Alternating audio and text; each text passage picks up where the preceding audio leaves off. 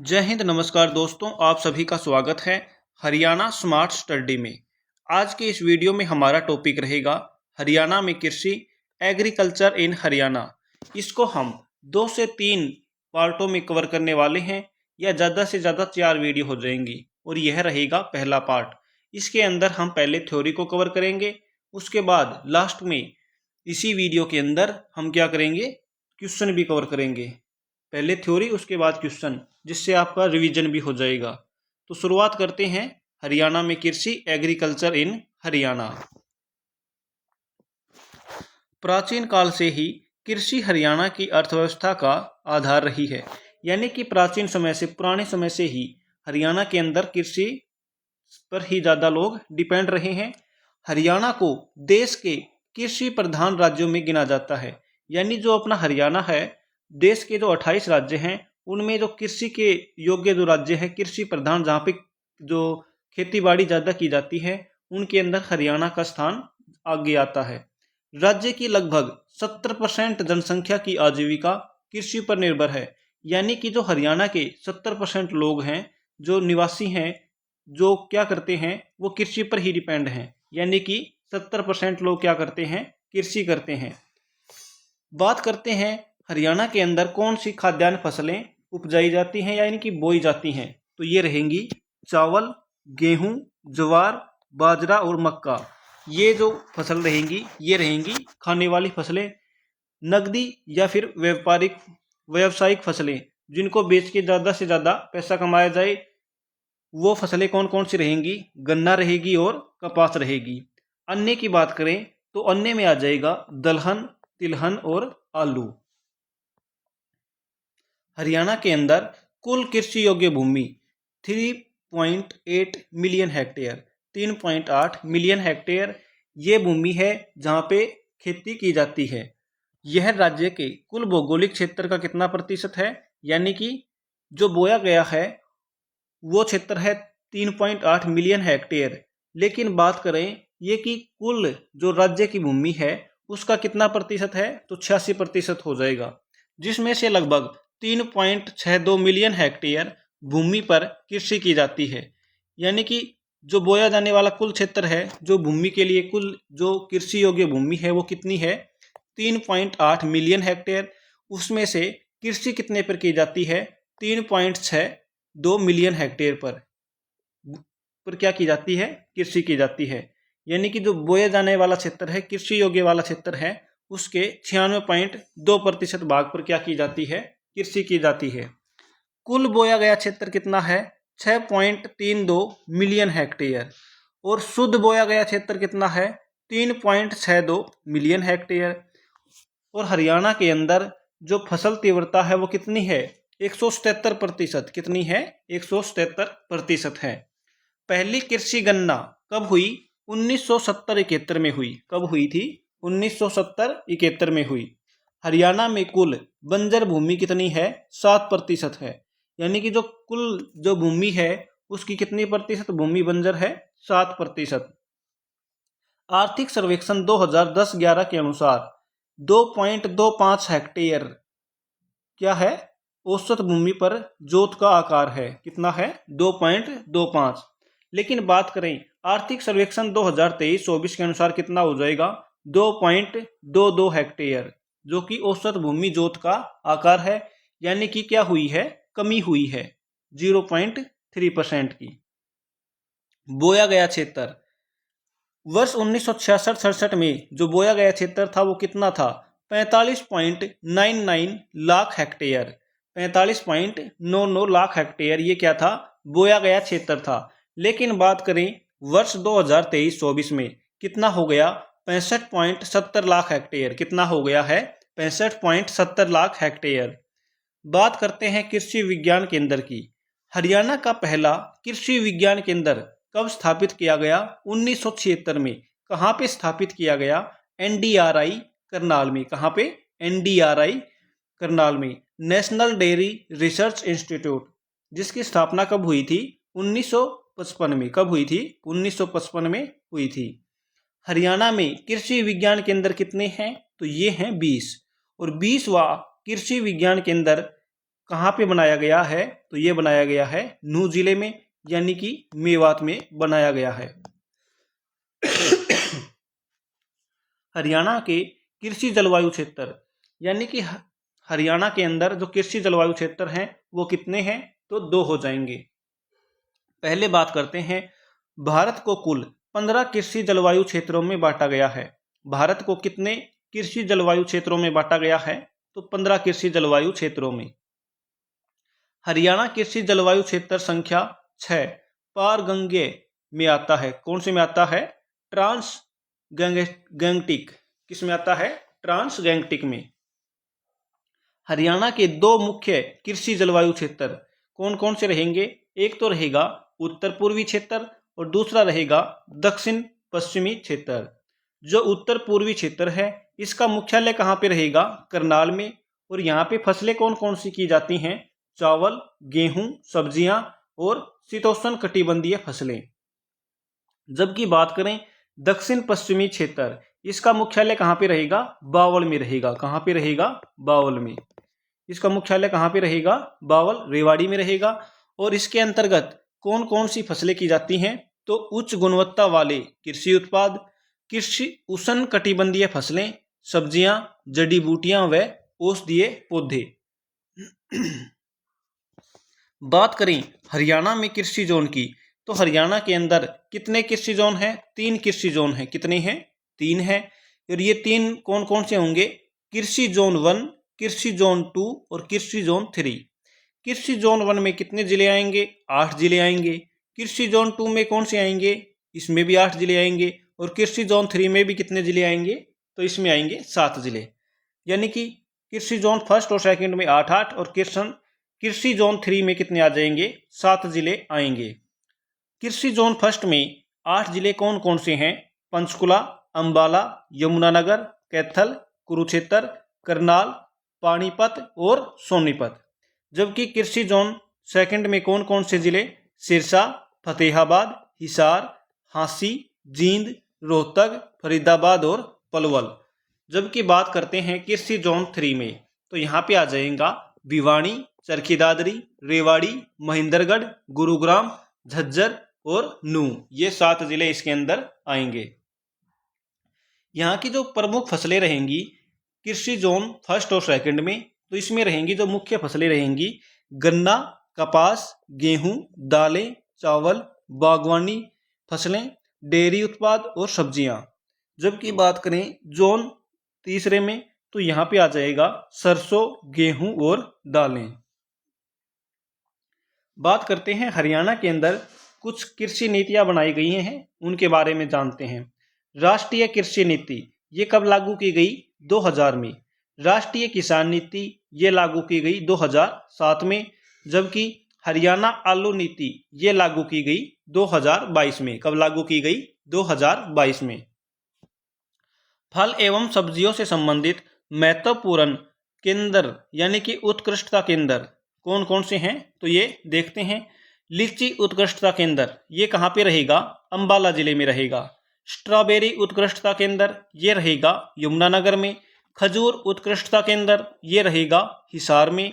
Vertical farming excellence centre ये रहेगा Chica Kaithal. प्याज उत्कृष्टता केंद्र ये रहेगा पिंगवा, नूह जिले में। ठीक है, ये आपको याद रखनी है, यहाँ से एग्जाम में क्वेश्चन पूछा गया है।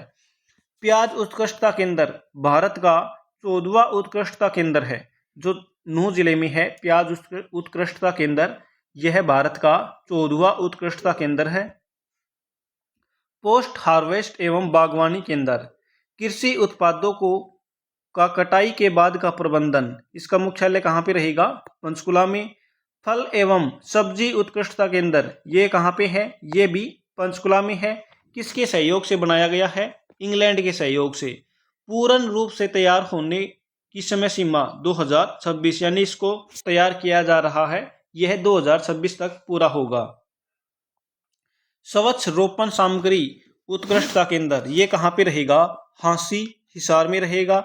बागवानी जैव प्रौद्योगिकी केंद्र ये कहाँ पे रहेगा? श्यामगढ़, करनाल में। एकीकृत मधुमक्खी पालन केंद्र ये रहेगा रामनगर, कुरुक्षेत्र में। एकीकृत बागवानी विकास केंद्र, ये कहाँ पे रहेगा? होडल पलवल में। एकीकृत बागवानी विकास केंद्र ये रहेगा हंसुद्रा महेंद्रगढ़ में, ये रहेगा सुंदरा महेंद्रगढ़ में। सुंदरा नामक जगह है, वो कहाँ पे है? महेंद्रगढ़ में है। अमरूद तकनीकी प्रदर्शन केंद्र तो ये रहेगा भूना फतेहाबाद में। आलू जैव प्रौद्योगिकी केंद्र ये रहेगा श्यामगढ़ नीलोखेड़ी करनाल में। अब कृषि विपणन एवं मंडियां, इनके बारे में जानते हैं। एशिया की दूसरी सबसे बड़ी अनाज मंडी कौन सी है? लाडवा की मंडी है, जो कि कुरुक्षेत्र जिले में है। मसाला मंडी शेरशाह गांव सोनीपत में।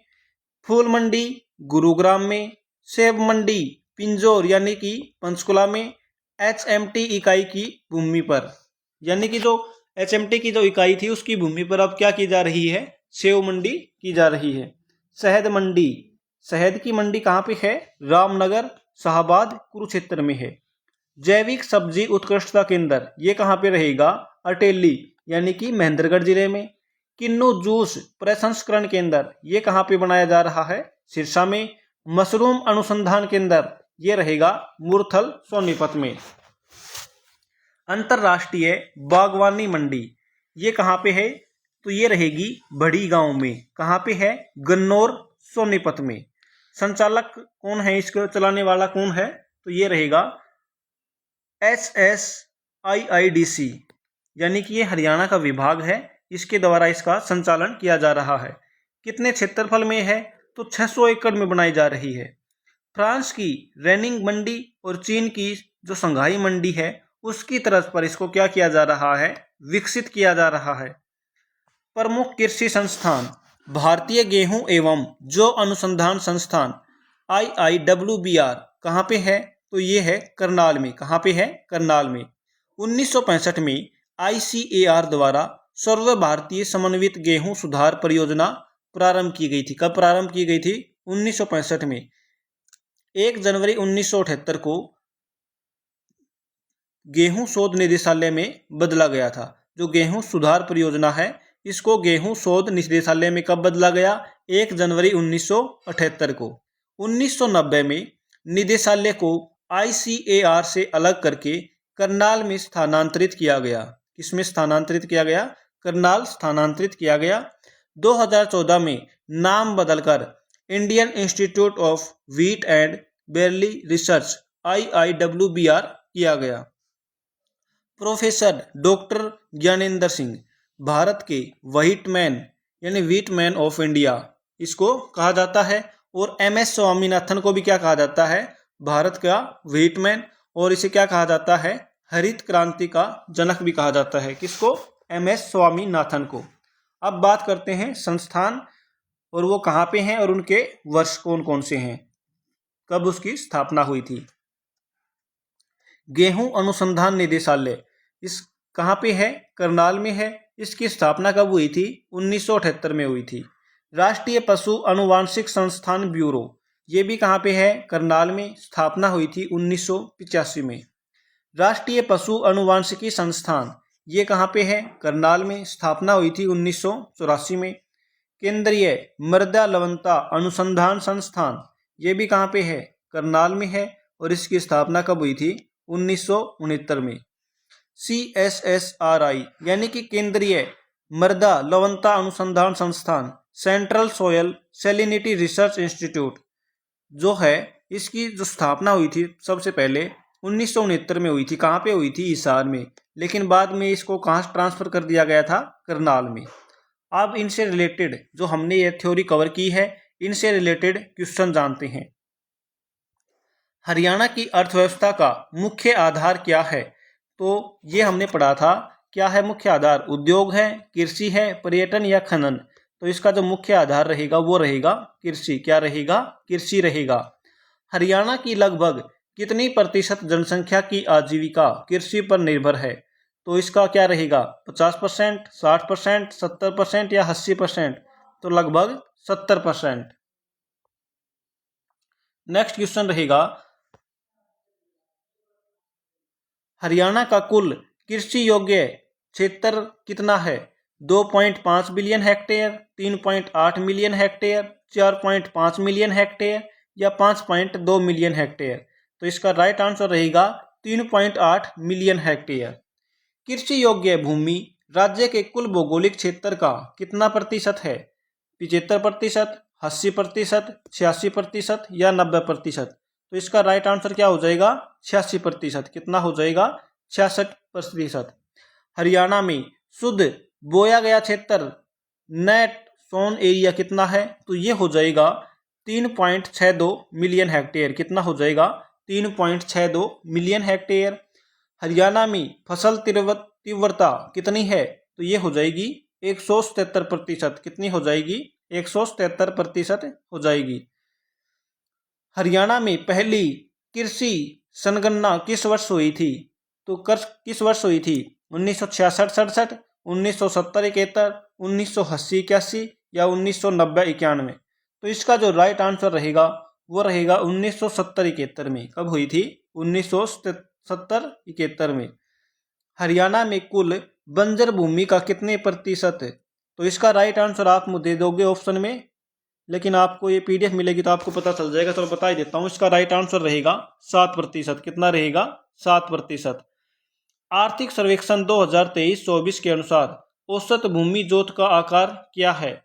2.25 हेक्टेयर, 2.22 हेक्टेयर, 1.50 हेक्टेयर या फिर एक ऑप्शन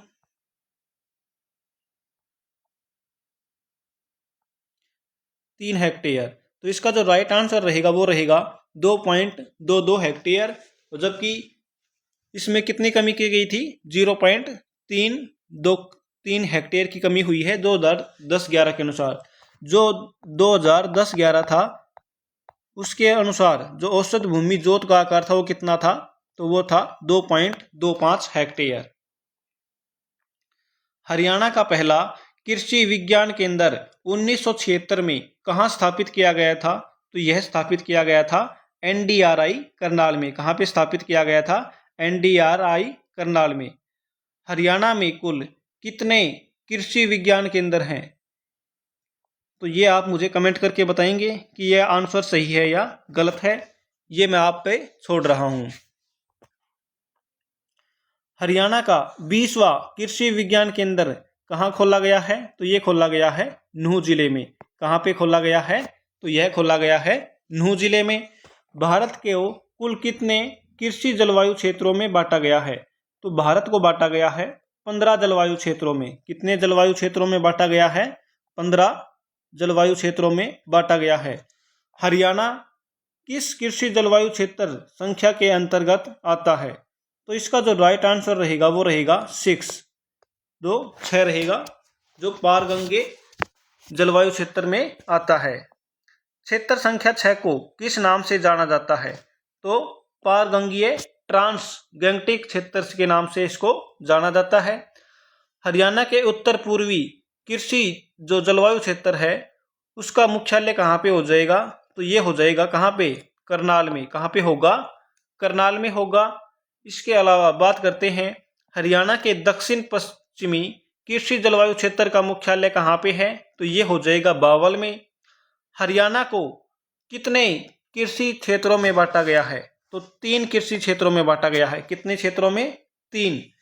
कृषि जोन 1 में कितने जिले शामिल हैं? तो कृषि जोन 1 में 8 जिले शामिल हैं। कृषि जोन 2 में उसमें भी कितने जिले शामिल हैं? 8 जिले। और कृषि जोन 3 में कितने जिले शामिल हैं? 7 जिले। ये आपको याद रखना है। निम्नलिखित में से कौन सा जिला कृषि जोन 1 में नहीं आता? तो इसमें कौन सा जिला नहीं आएगा? भिवानी जिला नहीं आएगा। कृषि जोन 3 में कुल कितने जिले हैं? तो ये अभी ऊपर बताया था 7 जिले हैं। कितने जिले हैं? 7 जिले। हरियाणा के किन जोनों में गन्ना और कपास प्रमुख फसलें हैं? तो ये हो जाएगा कृषि जोन 1 और 2 में। कृषि जोन 3 की मुख्य फसलें कौन कौन सी रहेंगी? तो सरसों, गेहूं और दालें। कौन कौन सी? कृषि सरसों, गेहूं और दालें। राष्ट्रीय कृषि नीति किस वर्ष लागू की गई थी? तो यह लागू की गई थी 2000 में। हरियाणा आलू नीति किस वर्ष घोषित की गई थी? तो यह घोषित की गई थी 2022 में। लीची उत्कृष्टता केंद्र कहाँ से स्थित है? तो ये हो जाएगा अंबाला में। कहाँ पे है? अंबाला में। और हरियाणा में स्ट्रॉबेरी उत्कृष्टता केंद्र कहाँ पे है? यमुनानगर में। कहाँ पे है? यमुनानगर में। खजूर उत्कृष्टता केंद्र कहाँ पे से स्थित है? तो ये हो जाएगा हिसार में। कहाँ पे है खजूर उत्कृष्टता केंद्र? हिसार में। वर्टिकल फार्मिंग एक्सीलेंस सेंटर ये कहाँ पे है? तो ये हो जाएगा चीका कैथल में। कहाँ पे हो जाएगा? चीका कैथल में। प्याज उत्कृष्टता केंद्र पिंगवा जो नूह जिले में है, भारत में कौन से नंबर का केंद्र है? तो ये हो जाएगा 14वें नंबर का। कौन सा हो जाएगा? 14वें नंबर का। तो दोस्तों इसी के साथ पहला पार्ट समाप्त होता है। आपको वीडियो कैसी लगी आप हमें कमेंट करके ज़रूर बताइएगा, और पीडीएफ का लिंक आपको डिस्क्रिप्शन में मिल जाएगा, तो वहाँ से आप पीडीएफ भी ज्वाइन कर सकते हो, ले सकते हो। धन्यवाद दोस्तों।